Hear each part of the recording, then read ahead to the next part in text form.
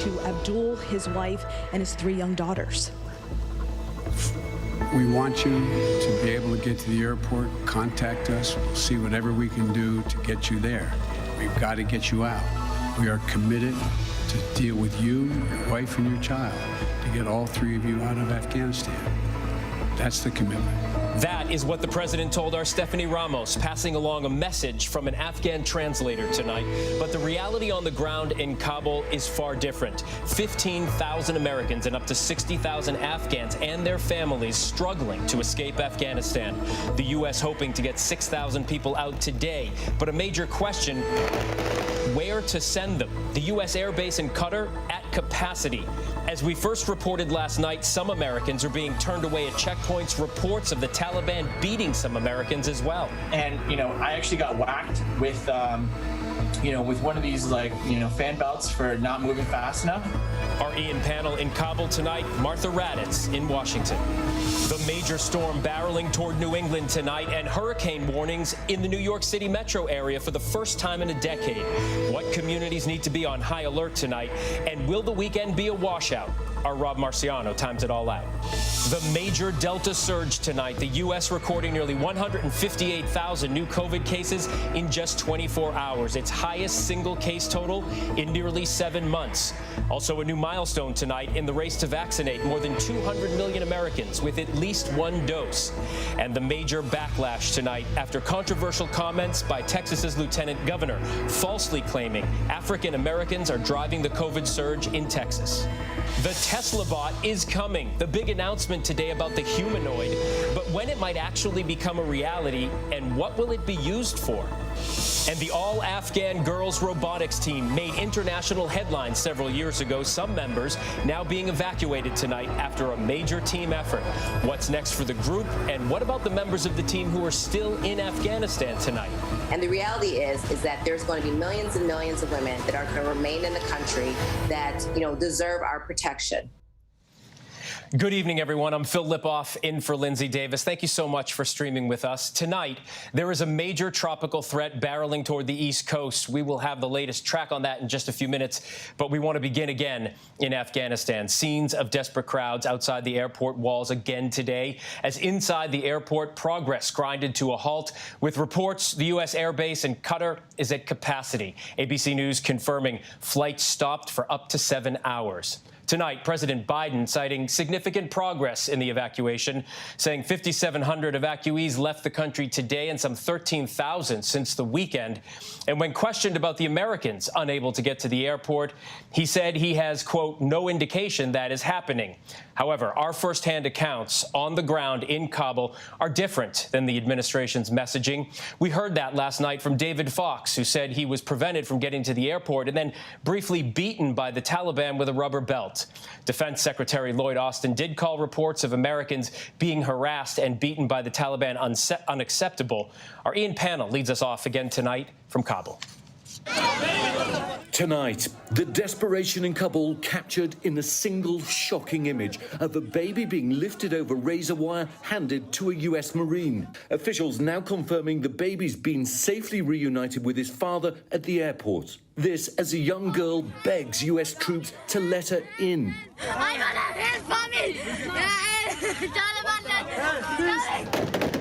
Thousands still waiting outside the gates, where Taliban fighters rule the streets. Nearly 6,000 U.S. troops now guarding the airport. Tonight, ABC News confirming there were no U.S. flights out of Kabul for up to 7 hours today because the airbase in Qatar was filled to capacity. They're saying that they don't have enough room over there. The women and the kids, everyone has problems, and they're sleeping on the street right now. Late today, we've learned rescue flights have now resumed, diverted to other locations. U.S. officials say 5,700 people have been evacuated in the last 24 hours, including hundreds of Americans, 13,000 in all since Saturday. Tonight, President Biden insisting the U.S. is doing everything it can to rescue those who want to get out, but acknowledging the extreme dangers involved. Any American who wants to come home, we will get you home. But make no mistake, this evacuation mission is dangerous. I cannot promise what the final outcome will be, or what it will be, that it will be without risk of loss. For the first time, the Pentagon today saying it'll rescue Americans outside the airport, quote, if there's a need. But today, the president's own State Department issued this new travel alert, reiterating the US government cannot ensure safe passage to the airport. Our Stephanie Ramos pressing the president about getting Americans to safety. The military has secured the airport, as you mentioned, but will you sign off on sending U.S. troops into Kabul to evacuate Americans who haven't been able to get to the airport safely? We have no indication that they haven't been able to get in Kabul through the airport. We've made an agreement with the Taliban thus far. They've allowed them to go through. It's in their interest for them to go through. So we know of no circumstance where American citizens are carrying an American passport are trying to get through to the airport. But we will do whatever needs to be done to see to it they get to the airport. Despite the president saying he's no indication there have been difficulties getting to the airport, for several nights now, we've reported on the violence and terror outside Kabul airport and Americans and Afghans who can't get through. And late today, after the president spoke, Defense Secretary Lloyd Austin acknowledging with lawmakers that there have been instances of the Taliban beating Americans trying to get to the airport in Kabul, calling the situation unacceptable. And Pentagon spokesperson John Kirby acknowledging there have been reports of some Americans unable to pass through checkpoints. American citizen David Fox telling ABC News he was unable to make it through the violent crowds to get to the airport safely, even hit by a Taliban fighter. I actually got whacked with with one of these fan belts for not moving fast enough. For me as a father, I always have to I have to weigh the risks of these different options. So to me, the airport is very dangerous. And it's not just the thousands of Americans. What about the tens of thousands of Afghans who helped America? The president was pressed.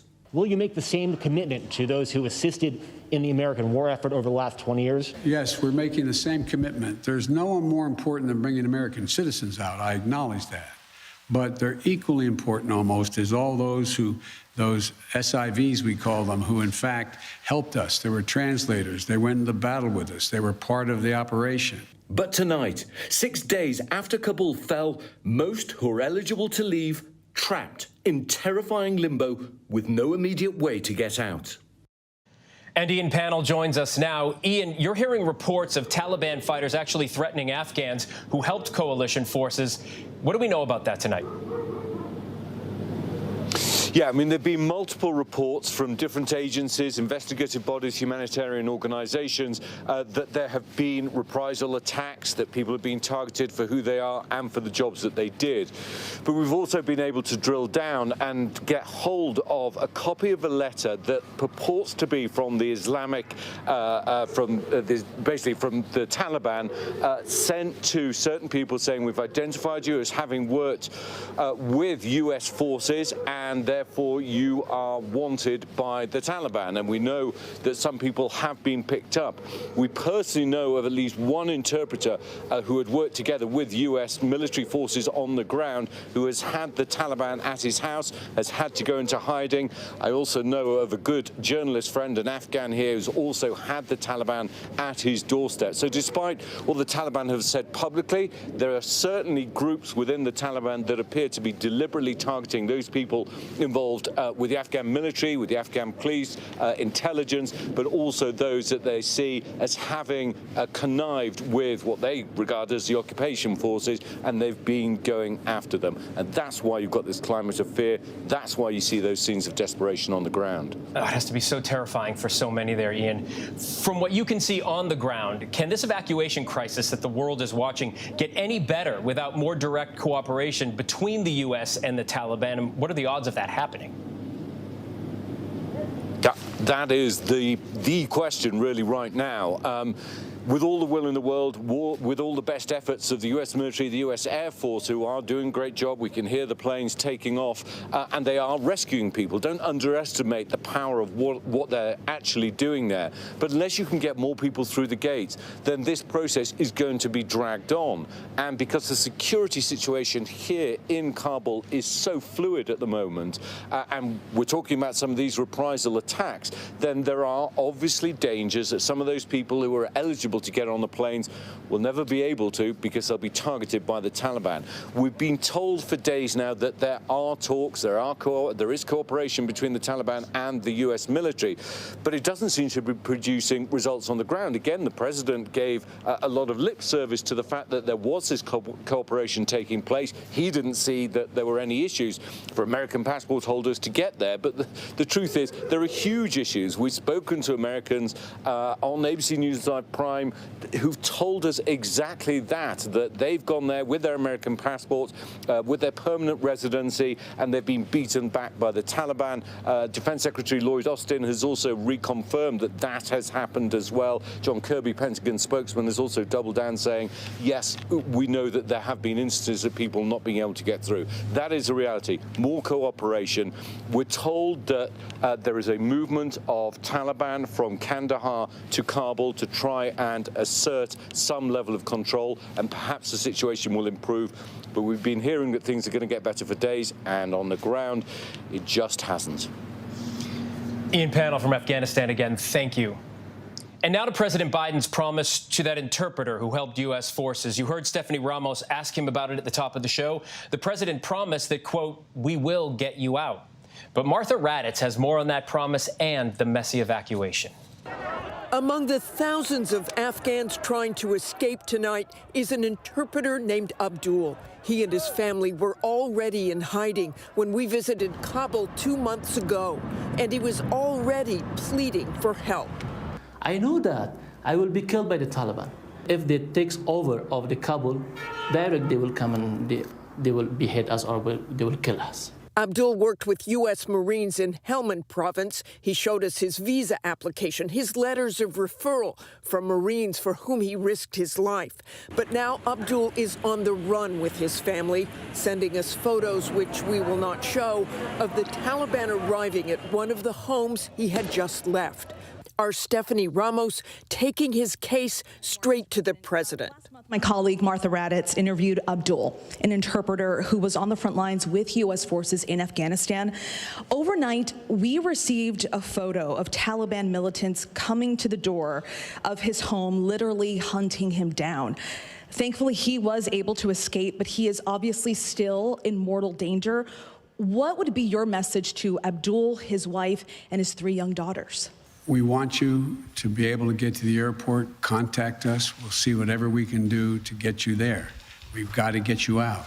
We are committed to deal with you, your wife, and your child to get all 3 of you out of Afghanistan. That's the commitment. Abdul was warning all the way back in June what could happen if the Taliban took over Kabul. And it turns out last month, a U.S. embassy employee sent a classified cable to the State Department predicting the Afghan government could soon collapse. Still, President Biden insists his team did not believe the Taliban would take over so quickly when the Americans pulled out. Americans got all kinds of cables, all kinds of advice. I made the decision. The buck stops with me. I took the consensus opinion. The consensus opinion was that, in fact, it would not occur if it occurred until later in the year. For more now, we bring in Martha Raddatz. Martha, President Biden now committing to help those Afghans who helped the U.S. get out of the country, including Abdul and his family. Were you able to reach him for a response?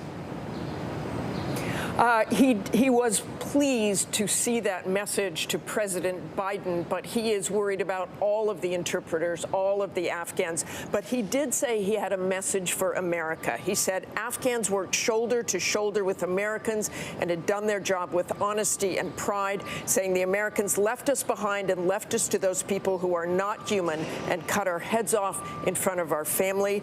I am a soldier, he said. I am ready to die, but I care for my family. if the Taliban captures me, I will say with pride, I will tell them I was an interpreter and did it for my country and my people. And of course, there are continuing efforts to try to get Abdul and his family out of Afghanistan. It's a strong and powerful message. Martha Raddatz, thank you.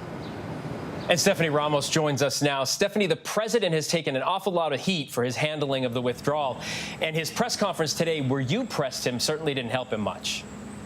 That's exactly right, Phil. We are hearing mixed messages. You heard from the president where he said Americans aren't necessarily having a difficult time getting to the Kabul airport. However, we also heard from the Pentagon and the Department of Defense saying that some Americans are being beaten by the Taliban.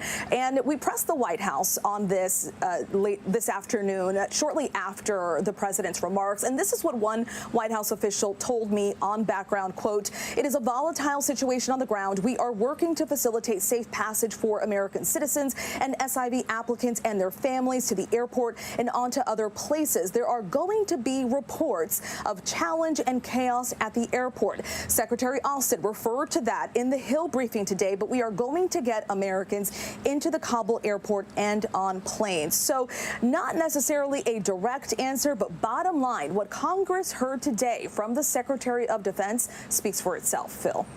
Stephanie Ramos questioning the president today. Stephanie, thank you. Now to the major storm headed to the East Coast, Henri. Tonight, flash flood watches and storm surge warnings are set to take effect this weekend. It's been 10 years since parts of the New York metro area have been under a hurricane watch, 30 years since New England has seen a direct hit from a hurricane. Rob Marciano joins us now. Rob, time this storm out for us, if you will, and what's the latest track? Well, Phil, you mentioned the watches, and well, now we have warnings up for much of southern New England and Long Island. That means that hurricane conditions are likely in the next 36 hours. Let's show you the extent of this. Is a densely populated area, a lot of complicated infrastructure here. So this could be a very damaging storm when you have this many warnings and watches up. Watches, hurricane watches all the way to Cape Cod, tropical storm watches all the way to New York City. The storm itself is expected to continue to strengthen to become a moderate Category 1 storm as it passes over the Gulf Stream during the day tomorrow, and then rapidly getting to Long Island and southern New England on Sunday, potentially making landfall as a Category 1 storm, and then slowing down as it goes through Hartford, and then dissipating somewhat as it heads through the rest of New England. As far as the impacts from this, as we show you one of our computer models, we'll see high rip currents across the entire Atlantic seaboard. But as this thing rips in through eastern Long Island and Rhode Island and Cape Cod and Connecticut, we'll see winds over hurricane strength, and that will bring down some trees and some power lines. Rain up to 10 inches, coastal flooding, yes, with a storm surge, especially east of that center, up to 5 feet. But what I'm really concerned about is the amount of rainfall that we will see, not just along the coast, but well inland. We saw a lot of rain with Fred in eastern New England, and we had a very wet July. So I think this is going to do much more than just slam the coast with high winds, and could be a high impact storm for millions of Americans. Phil? We know you'll be keeping a close eye on it for us. Rob, thank you. And now to the coronavirus pandemic. The U.S. recording its worst day in nearly 7 months, nearly 158,000 new COVID cases in just 24 hours. And late-breaking reporting tonight from the New York Times about just how soon we could see full approval of the Pfizer vaccine. Our Marcus Moore reports. Tonight, the New York Times reporting the FDA is aiming to give full approval to the Pfizer COVID vaccine, possibly as soon as Monday. Authorities have indicated for some time full authorization is coming, and their hope that if and when it comes, it will encourage more Americans who are hesitant to get their first shot to help stop the Delta variant sweeping the country. It comes as hospitals across the U.S. are in crisis mode, scrambling to find beds to treat a growing crush of COVID patients. It's increasingly younger and largely unvaccinated. I watched a 28-year-old previously healthy unvaccinated patient die from COVID complications. And while we value every life, that one was tough because it could have been prevented.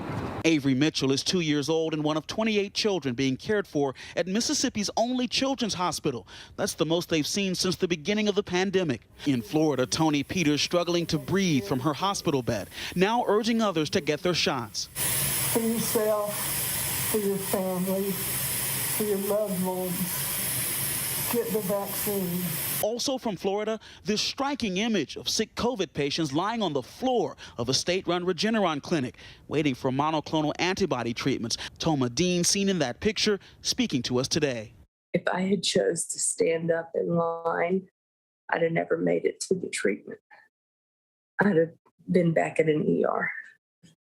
So I laid on the floor until they got wheelchairs over. And across the country, Oregon now reporting a 6-fold increase in hospital patients in the last month. 18 months into this pandemic, our frontline healthcare workers that have been caring for patients every day are exhausted. And we're in a pandemic that many of us regard at this time as largely preventable.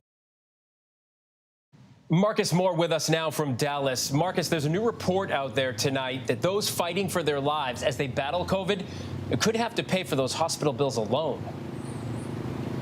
Yeah, Phil, a new preliminary survey of 2 of the largest private health plans in each state, including Washington, D.C., found that more than 70% of them will no longer waive out-of-pocket costs for COVID treatment, and that's expected to happen by the end of this month. Phil.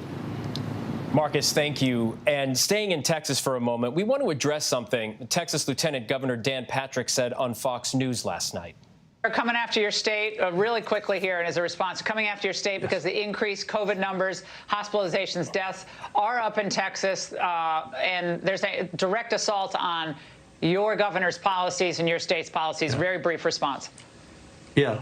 Well, Laura, the COVID is spreading, particularly most of the numbers are with the unvaccinated, and the Democrats like to blame Republicans on that. Well, the biggest group in most states are African Americans who have not been vaccinated. The last time I checked, over 90% of them vote for Democrats in their major cities and major counties. So it's up to the Democrats to get, just as it's up to Republicans, to try to get as many people vaccinated.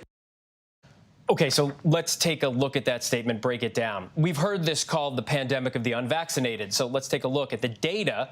Who hasn't gotten shots? While it's true that Black Americans as a group are less likely to have gotten vaccinated than white Americans still account for the largest share of the country's unvaccinated. Adults, 58%, while just 10% of unvaccinated adults in the U.S. are Black. That's according to CDC data.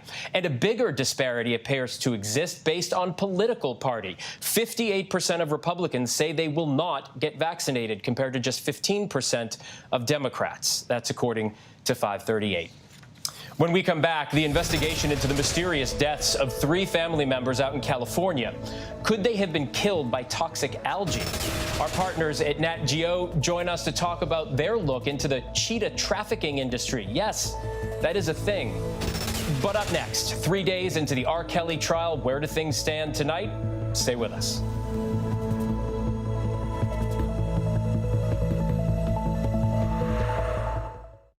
With so much at stake, so much on the line, more Americans turn here than any place else. ABC News World News Tonight with David Muir, America's #1 most watched newscast, now streaming on ABC News Live. Admit it, these days, what you need to know seems to change just about every day.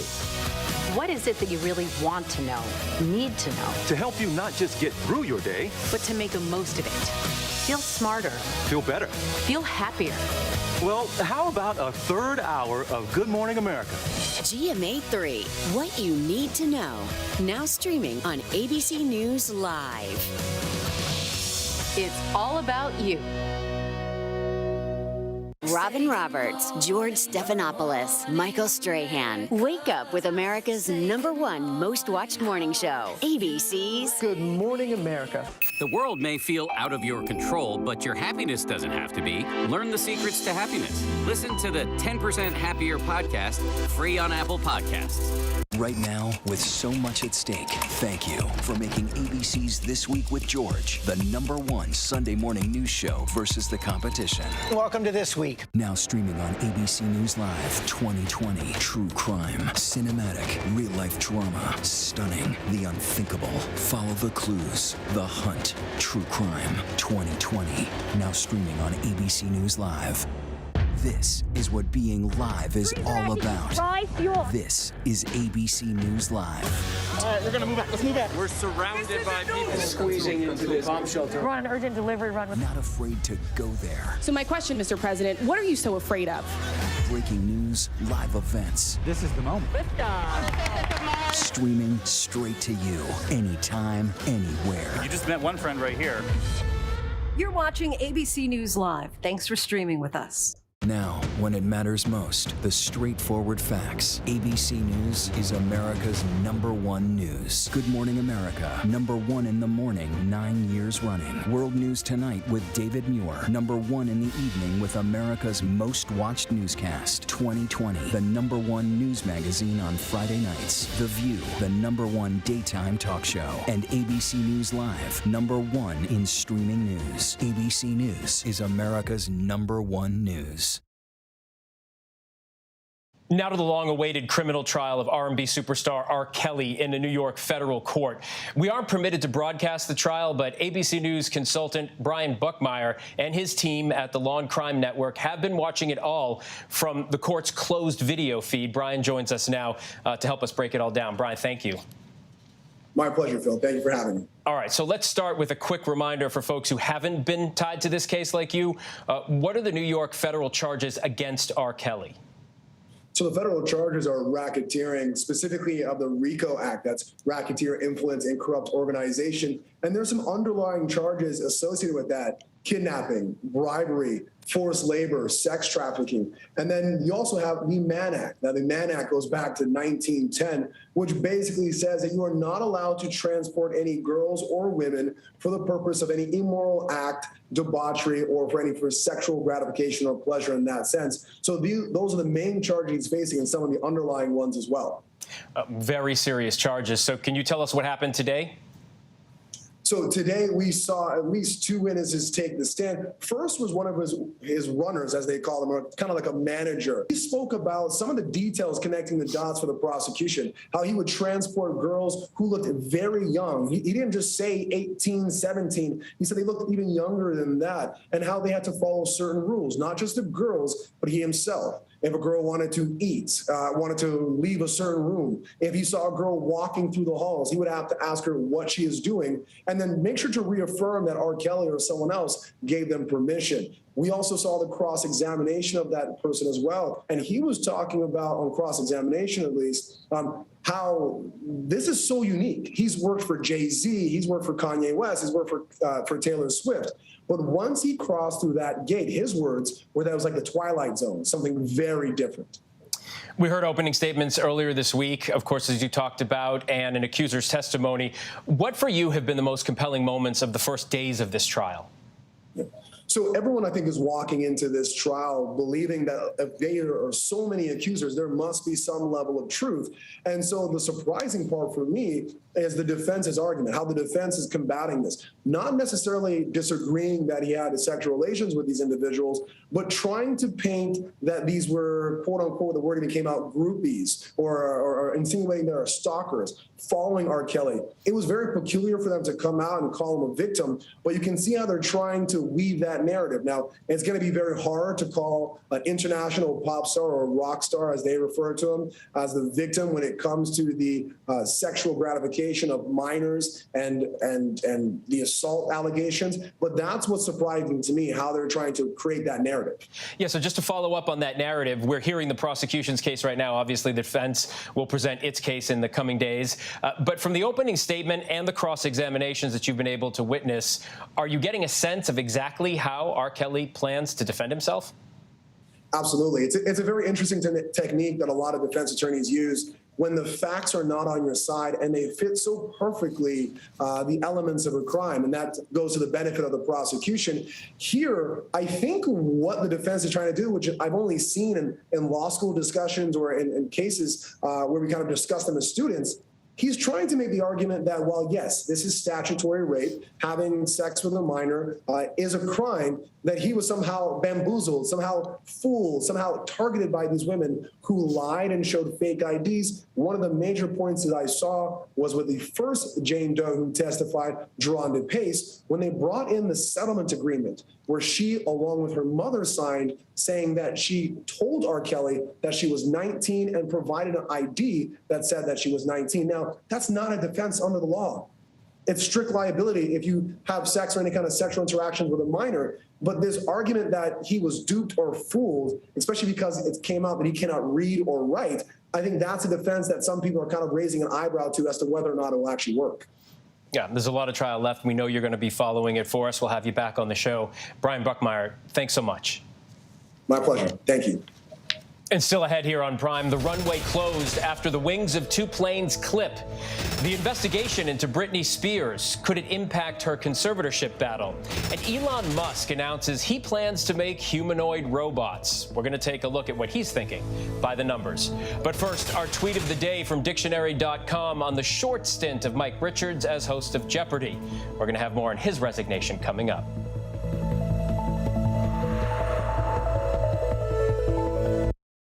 All right, here we go. You ready? Let's do it. Yes, it's the show America wants and America needs right now. This is What Would You Do? Let's go. How are you? How cute. Yes. So what will you be watching Saturdays on ABC News Live? What would you do? Hey, I guess I just found out. The What Would You Do Marathon, 12 to 6 Eastern, every Saturday on ABC News Live. My favorite show. This is what being live is all about. This is ABC News Live. All right, we're gonna move back. Let's move back. We're surrounded by people Squeezing into this bomb shelter. We're on an urgent delivery run. Not afraid to go there. So my question, Mr. President, what are you so afraid of? Breaking news, live events. This is the moment. Streaming straight to you, anytime, anywhere. You just met one friend right here. You're watching ABC News Live. Thanks for streaming with us. Admit it. These days, what you need to know seems to change just about every day. What is it that you really want to know, need to know? To help you not just get through your day, but to make the most of it. Feel smarter. Feel better. Feel happier. Well, how about a third hour of Good Morning America? GMA 3, what you need to know. Now streaming on ABC News Live. It's all about you.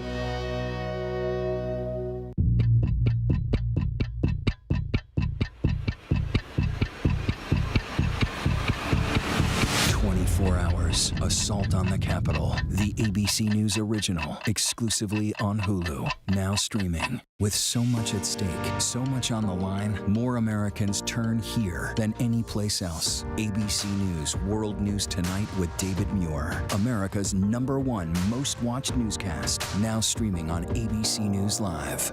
The world may feel out of your control, but your happiness doesn't have to be. Learn the secrets to happiness. Listen to the 10% Happier podcast, free on Apple Podcasts.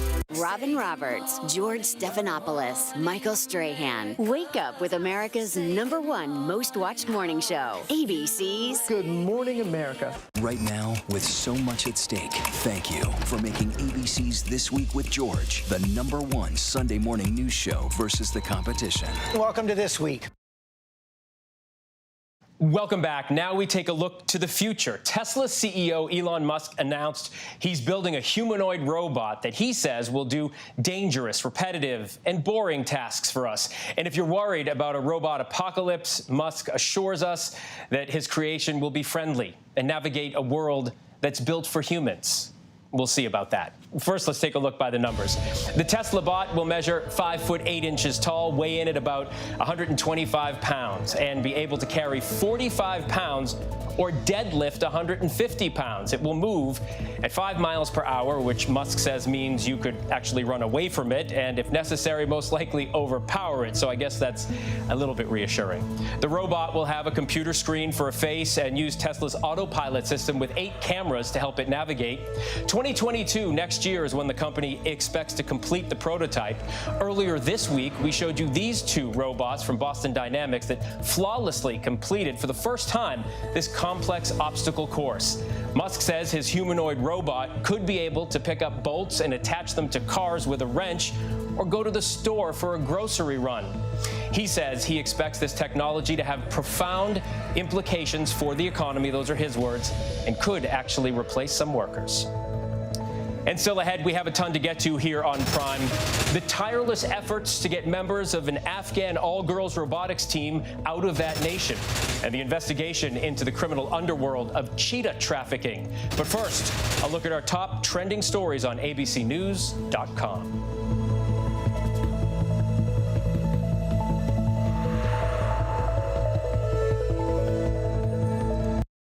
World News Now. And America This Morning. The best new video. The breaking news overnight. Emergency crews called to the town of Surfside. U.S. airstrikes hitting targets in Iraq and Syria. The stories people are talking about. You don't want to shave your legs? Don't. I was going to say. Oh my. Got it. And what to expect in the day ahead. ABC World News Now and America This Morning. Starting at 2 a.m. Eastern. Up all night to keep you up to date. Now, when it matters most, the straightforward facts. ABC News is America's #1 news. Good Morning America, #1 in the morning, 9 years running. World News Tonight with David Muir, #1 in the evening with America's most watched newscast. 2020, the #1 news magazine on Friday nights. The View, the #1 daytime talk show. And ABC News Live, #1 in streaming news. ABC News is America's #1 news. The world may feel out of your control, but your happiness doesn't have to be. Learn the secrets to happiness. Listen to the 10% Happier podcast, free on Apple Podcasts. Right now, with so much at stake, thank you for making ABC's This Week with George the #1 Sunday morning news show versus the competition. Welcome to This Week. This is GMA3, what you need to know. GMA3. A third hour of Good Morning America in the afternoon. It's all about you. Lunchtime on ABC. This is what being live is all about. This is ABC News Live. All right, we're going to move back. Let's move back. We're surrounded by people Squeezing into this bomb shelter. We're on an urgent delivery run. Not afraid to go there. So my question, Mr. President, what are you so afraid of? Breaking news, live events. This is the moment. Streaming straight to you, anytime, anywhere. You just met one friend right here. You're watching ABC News Live. Thanks for streaming with us.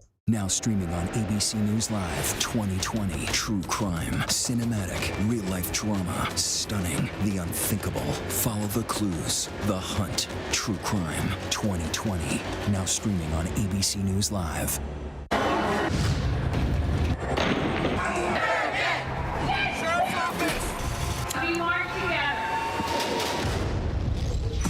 The most powerful stories of our time, anytime. Nightline.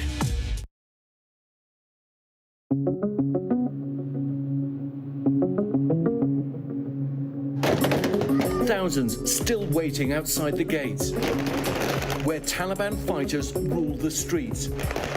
Nearly 6,000 US troops now guarding the airport. Tonight, ABC News confirming there were no US flights out of Kabul for up to 7 hours today because the airbase in Qatar was filled to capacity. They're saying that they don't have enough room over here. Late today, we've learned rescue flights have now resumed, diverted to other locations. US officials say 5,700 people have been evacuated in the last 24 hours, including hundreds of Americans, 13,000 in all since Saturday. Any American who wants to come home, we will get you home. And late today, after the president spoke, Defense Secretary Lloyd Austin acknowledging with lawmakers that there have been instances of the Taliban beating Americans trying to get to the airport in Kabul, calling the situation unacceptable. And Pentagon spokesperson John Kirby acknowledging there have been reports of some Americans unable to pass through checkpoints. And it turns out last month, a U.S. embassy employee sent a classified cable to the State Department predicting the Afghan government could soon collapse. Still, President Biden insists his team did not believe the Taliban would take over so quickly.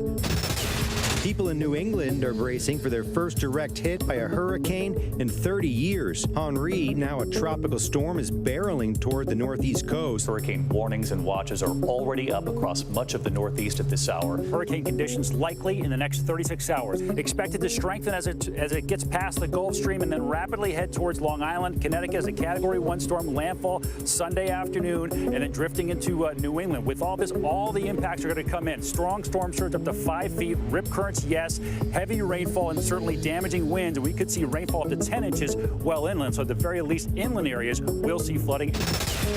News tonight about an accident on the tarmac at Hollywood Burbank Airport. 2 planes clipping wings while on the ground. No one on board the American Airlines and Alaska Airlines planes at the time.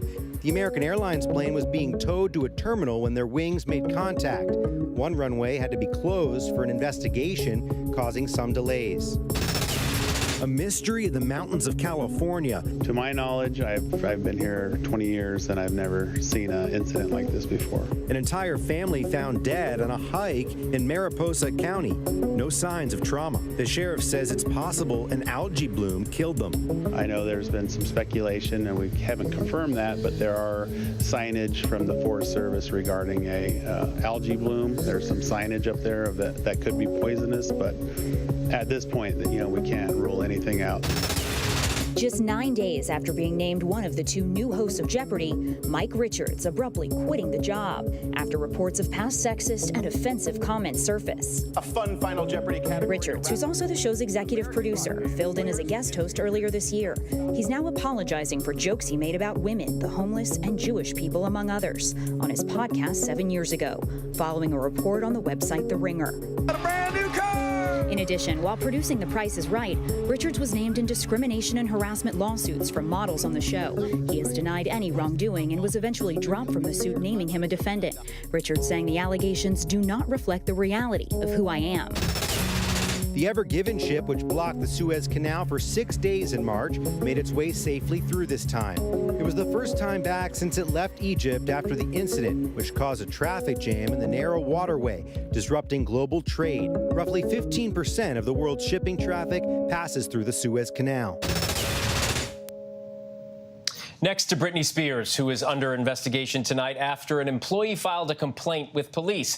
As you know, the pop star is already embroiled in a lengthy conservatorship battle with her father. Kaylee Hartung has more. Britney Spears center stage in a new battle. The pop star now under investigation for alleged battery. There was a dispute between Miss Spears and one of her employees. And the employee alleges that during that dispute, Miss Spears struck her. The Ventura County Sheriff's Department confirming deputies responded to the singer's home Monday morning after receiving a call from someone who works there, telling ABC News the employee wasn't injured. The altercation, first reported by TMZ, detailing that Britney allegedly slapped a longtime housekeeper's phone out of her hands.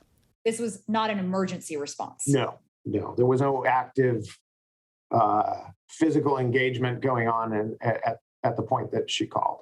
Britney's attorney calling the story overblown, sensational tabloid fodder.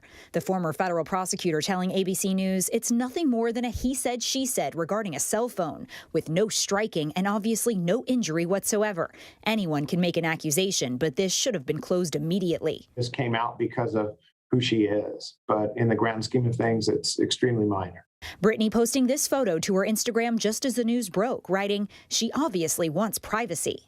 This unfolding just days after the 39-year-old got a big win in her fight to gain freedom from her father's control. Jamie Spears agreeing to step down as the conservator of her estate as part of an orderly transition once certain conditions are met. And if law enforcement didn't see injuries, all they can do is go on the word of their complaining witness. And I don't see that impacting the conservatorship proceedings at all. If through an investigation, more facts come to light and we learn more about this, hypothetically, it could impact the proceedings. And Phil, we've reached out to the accuser, but we haven't heard back. The Sheriff's Department telling me they have spoken to all involved parties. Yes, Britney was home when authorities arrived, but they'll take that investigation, hand it over to the district attorney. It's then up to the DA to decide if misdemeanor charges are warranted here. Phil. Kaylee Hartung, thank you. Joining me now is the executive editor of the Animals Desk at National Geographic, Rachel Bale, who recently wrote an article titled "How Trafficked Cheetah Cubs Move from the Wild into Your Instagram Feed." Definitely catches your attention. Rachel, thanks so much for coming on the show tonight. Thanks for having me. So you've been reporting on wildlife crime and exploitation for the last 6 years, and you have a new investigation out exposing one of the largest smuggling routes for cheetah traffickers in the world. Tell us a little bit about your report and what you discovered. Yeah, so cheetah cubs are in demand in the Persian Gulf, where they're bought as pets for the wealthy. And cheetahs don't really breed well in captivity. There's no commercial trade in them by law. And so if you want a pet cheetah, it's got to come from the wild. So what we discovered was this network from the Horn of Africa that brings cheetahs out of Africa and over to Yemen, where they are distributed to buyers all across the Gulf. Well, we know from your report that the cheetah trade is concentrated in the Horn of Africa. Where are these cheetahs going once they're taken, and are there any laws in place to prevent this kind of illegal trade? Yeah, the cheetahs are taken, mostly they seem to go out of Somaliland and over to Yemen because it's only a couple of hours by boat between the two. And then from Yemen, they're sold to Saudi Arabia, the United Arab Emirates, and other countries like that. There definitely are. There's an international treaty called CITES that makes it illegal or against international law to do this kind of transportation and trade. But, you know, it's a very difficult thing to enforce, and clearly the trade is still happening. So most of our viewers right now might be surprised to hear this statistic. There are only about 7,000 adult cheetahs in the world, and they are currently listed as vulnerable by the International Union of Conservation of Nature. If something doesn't change here, are cheetahs in danger of being wiped out completely? Absolutely, because this is not the only threat cheetahs face. Cheetahs are also threatened by habitat loss, habitat fragmentation, conflict with humans. And although the black market, we don't really know how many cheetah cubs are being taken out of the wild each year. Some estimates put it as high as a couple hundred. So if you think about it, there's only 7,000 adult cheetahs left in the wild. If you have a couple of hundred cubs being taken each year, on top of all of the other threats that cheetahs face, that's a serious problem. Yeah, it seems like an urgent threat. There seems to be a fascination with these cheetah cubs, specifically as we're scrolling through our Instagram feeds and possibly liking these photos on other social media platforms. Why should people who aren't thinking about this, who didn't dive into it like you did, why should people care about what's going on there? Yeah, look, so nobody's going to deny cheetah cubs are cute. They are, in my opinion, some of the cutest big cat cubs there are. And that's part of why they're in demand. But this desire to have them as sort of a status symbol to show off on Instagram is what's driving the illegal trade.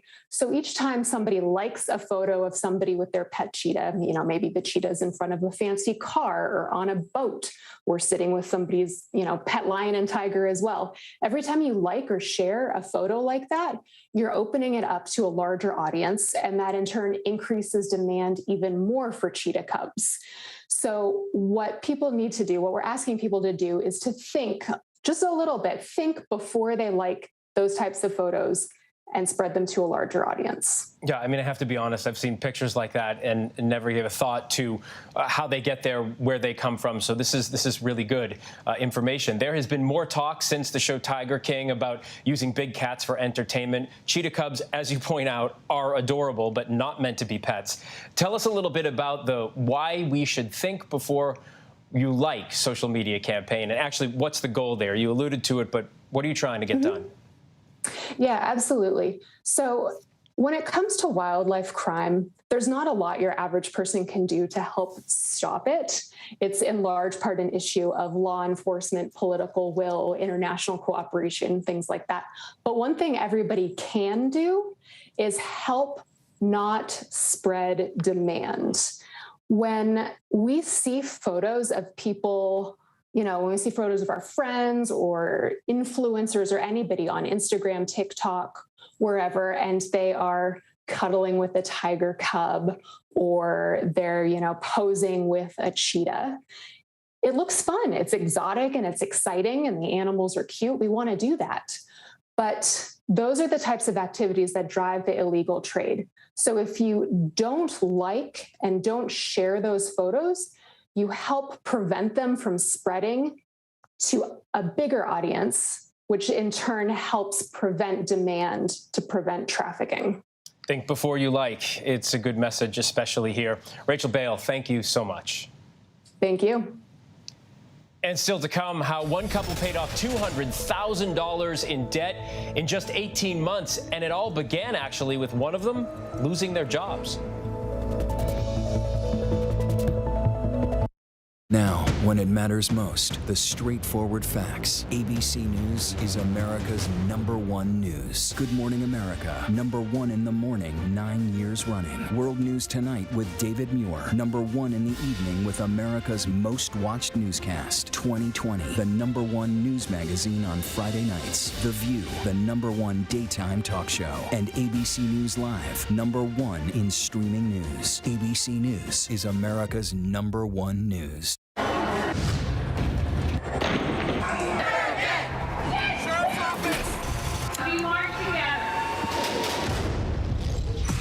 The most powerful stories of our time, anytime.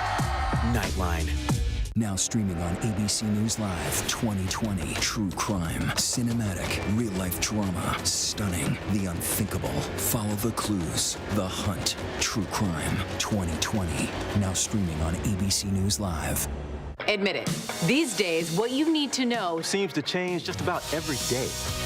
What is it that you really want to know, need to know? To help you not just get through your day, but to make the most of it. Feel smarter. Feel better. Feel happier. Well, how about a third hour of Good Morning America? GMA 3, what you need to know.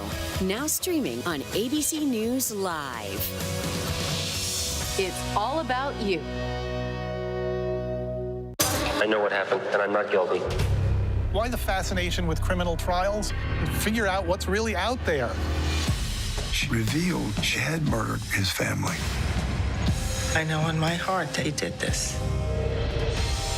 It's the time of suspicion. The ending's really tough. You don't know whether truth is going to be difficult to find unless you try to find it.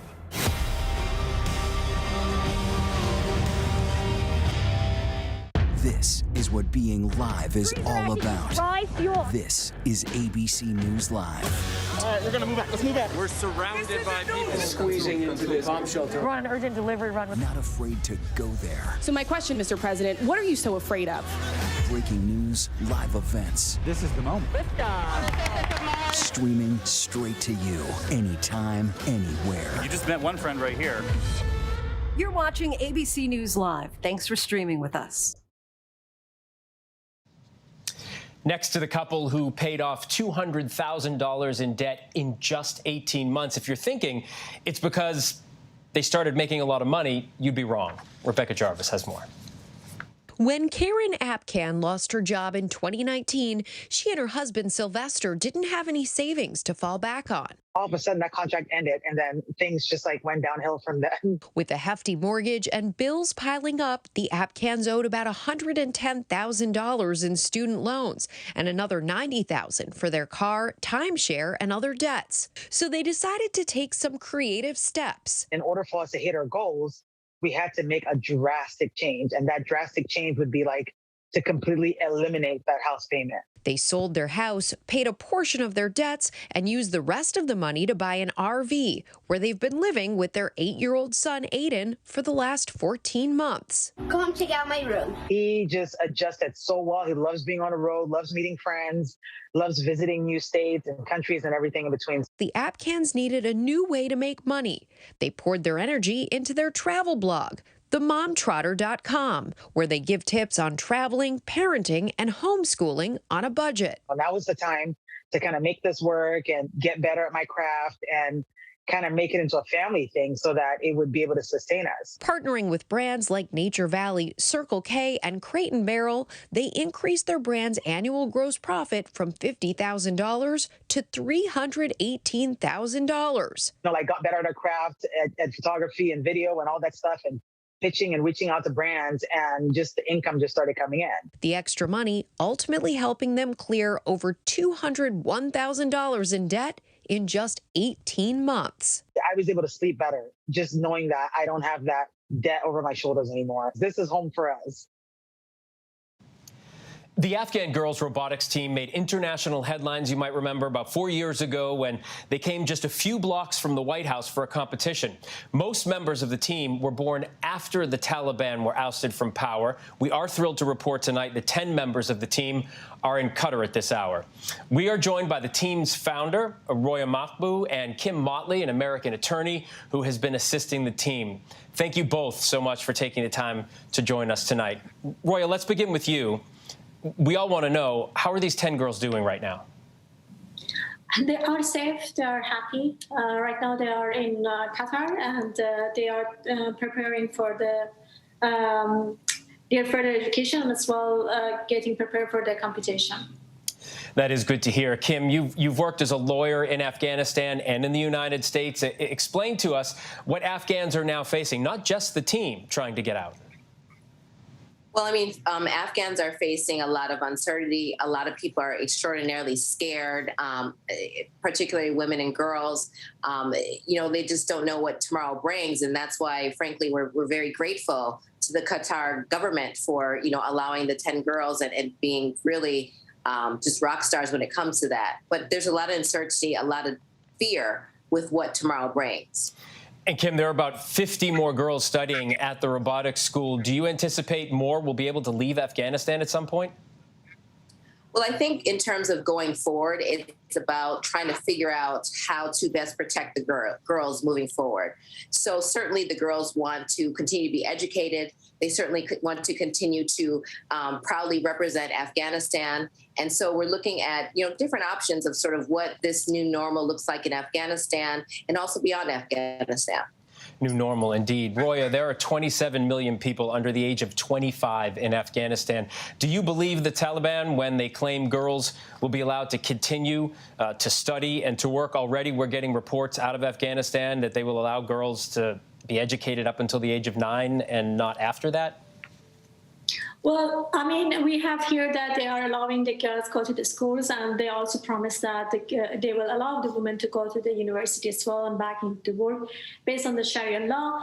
I mean, everything is so just very fast changing, and we are trying to see what will be happen. Let's see if they are doing the promise that they are giving. But I think that 27 million young generation deserve a better future, and we should not give up on them.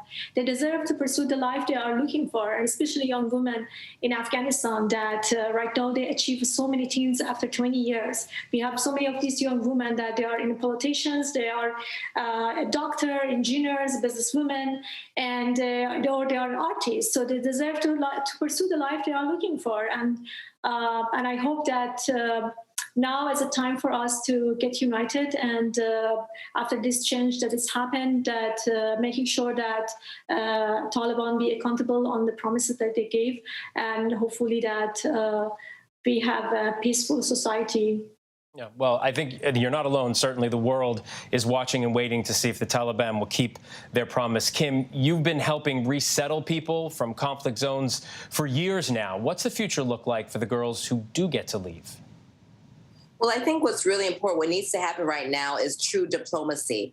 I mean, right now, the world leaders need to insist that there be some type of quick summit that can be gotten together within a couple of days with the leaders of this new Afghan government, as well as the Afghan women leaders. And this summit should be held in Doha with the backing of the international community. There needs to be real negotiations. The Afghan women leaders are ready to negotiate what women's rights should look like, what human rights should look like. And frankly, Afghan women are not one-dimensional. They are an economic powerhouse. So if this new government in Afghanistan just basically chooses to not have Afghan women go to school or to continue to work, then it will crush this economy. And the fact of the matter remains that whether there's military troops in Afghanistan or not, the world is going to still be dealing with Afghanistan.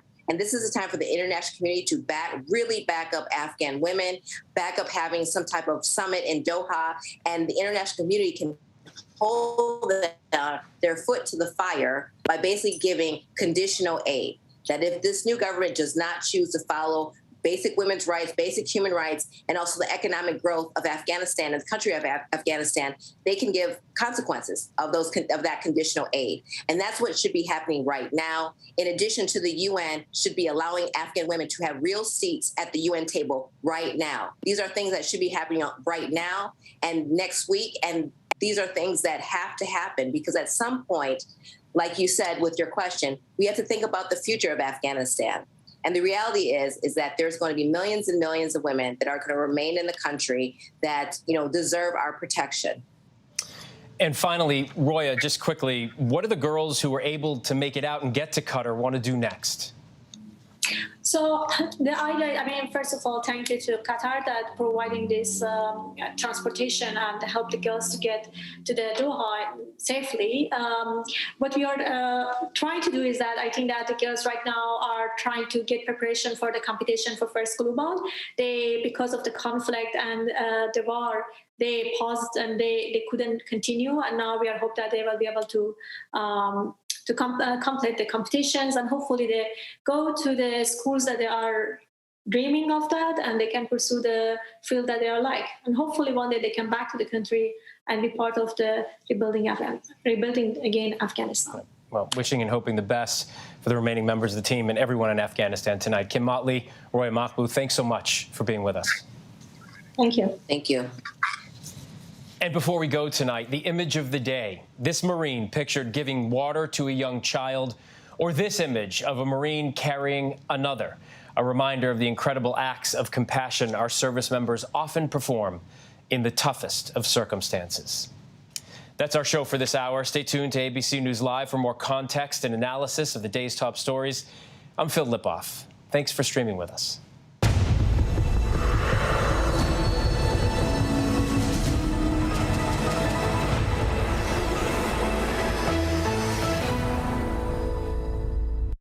Now, when it matters most, the straightforward fact.